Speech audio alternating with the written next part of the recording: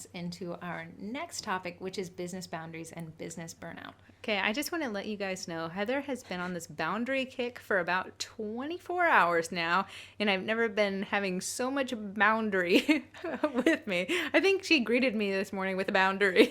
So boundaries are this new concept I'm studying. So I'm getting a little bit burnout in my day job, and it's just people constantly asking. What we call it in the marketing world is scope creep, meaning, hey, here's what we quoted you, here's the work we provide, but then they kind of see, well, you guys seem like you're good at IT. Maybe you could help fix this. Hey, this isn't working on my computer. Could you help me fix this? Hey, you guys have cameras. Can you just swing by and get a video done? Every time I say yes to something I should have said no to, I'm training my client. Yeah, and you can train them in a good way, or you can train them as Heather does. In a terrible way. So the concept being is setting business boundaries. So I know I'm going to ask this question. I know everyone's going to think of a name. Do you have a client in your mind that you hate working with? Don't say the name out loud. Just think of them. Maybe think negative thoughts, terrible whatever, thoughts that they're out there. But the reason that they're there is because you haven't input boundaries. So Corey, I know we're probably thinking of a similar client, possibly. I'm not saying no names, but you're probably right. Okay. I see a little twinkle in your eye there. I do. So when dealing with this client, he would possibly email on Saturdays asking for a Saturday meeting. Well, we don't plan meetings on weekends because Corey and I do not work on weekends. Every time I email him back on a Saturday, I'm letting him know, hey, I know I said I don't work on the weekends, but I actually do. So feel free to email me Saturday, Sunday.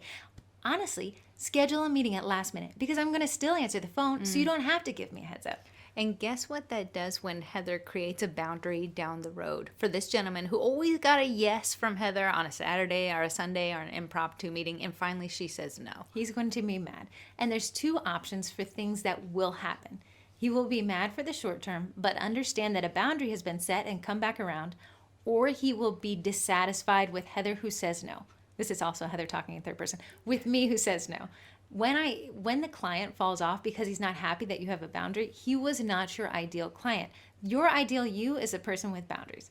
The people who enter and come and go from that are a result of your target market. Now, I know we preach in the group is not everybody is your target audience, right? Yeah, absolutely, they're not.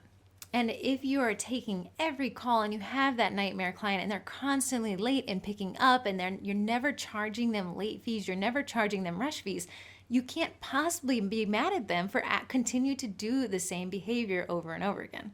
So to give them a little resolution, what happened with that one client that you just brought up, the one who schedules on Saturday and things like that? How did you remedy the situation? We created some boundaries. And we applied them to him, and he refused to abide by them. So meaning he doesn't respect the boundaries. And he's not your ideal client. And we cut him loose today.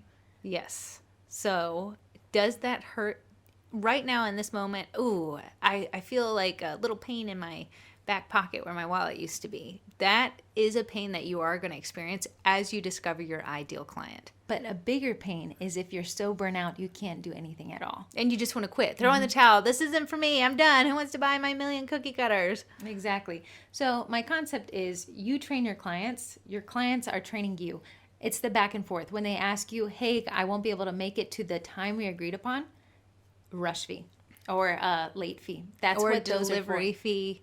And I know there's certain circumstances and you're like, oh, this doesn't work for everybody. Hey, if there is a illness in a family, an emergency in the family, you can make that personal call. That's absolutely fine. But if the majority of the time you're bending over backwards and none of your customers are, there's an internal There's a boundary issue. missing. Exactly. And that's a great point. So people say, well, it doesn't hurt me to say an extra hour, leave my porch open for an extra hour for a pickup. Here's when you know a boundary needs to be set. When you start resenting the person. Heather knows that sometimes I've bent over when I shouldn't have and been like, oh yeah, you can come in about 2 hours.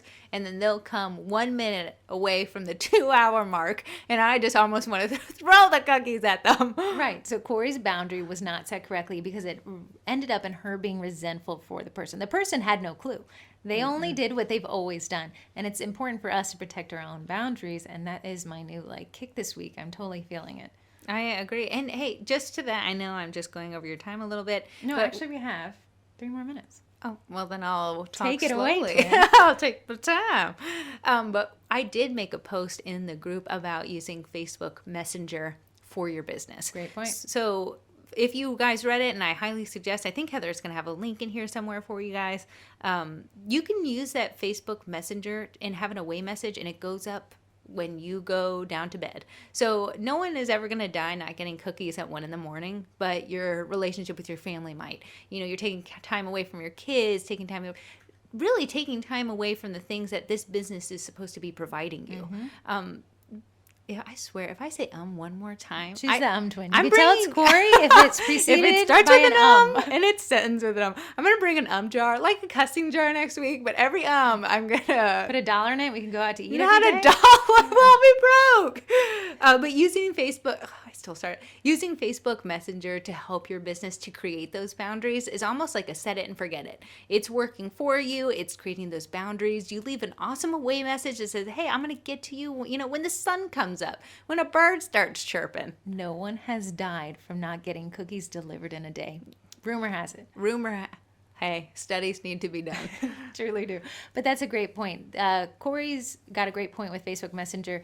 You set your work hours, but I'm open all the time. No, you are not. Your family wants time with you. You are not 100% in your business. You must sleep, you must eat, you must spend time with your kids and your husband, even if you do not want to.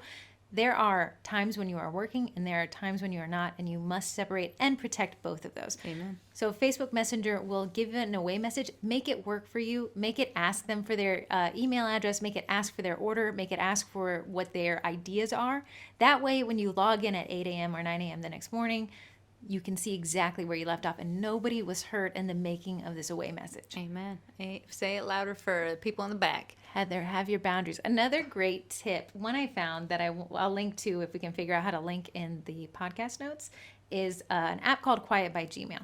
And it's a third-party app that integrates with Gmail and stops your Gmail from pinging your phone for certain set hours. Oh my goodness. Yep, so you can truly go to sleep and wake up. And then at 9 a.m., the Quiet by Gmail app enables your Gmail to start pinging you again. You actually can have it ping only at certain hours of the day too. So if you want to check it at 8 a.m.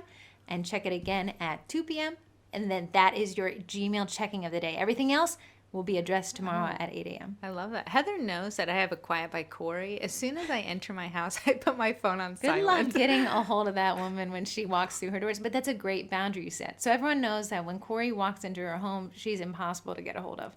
Please don't burn down anything I will not be able to get a hold of till about 9 tomorrow. Right. So that's a great boundary that you set. And then, so everyone, if you're feeling a little anxiety in your business, that's a negative feeling that needs to be turned into a positive feeling. And the way you can do that is by assessing your boundaries. Amen. Oh, that was great, girl. That was great.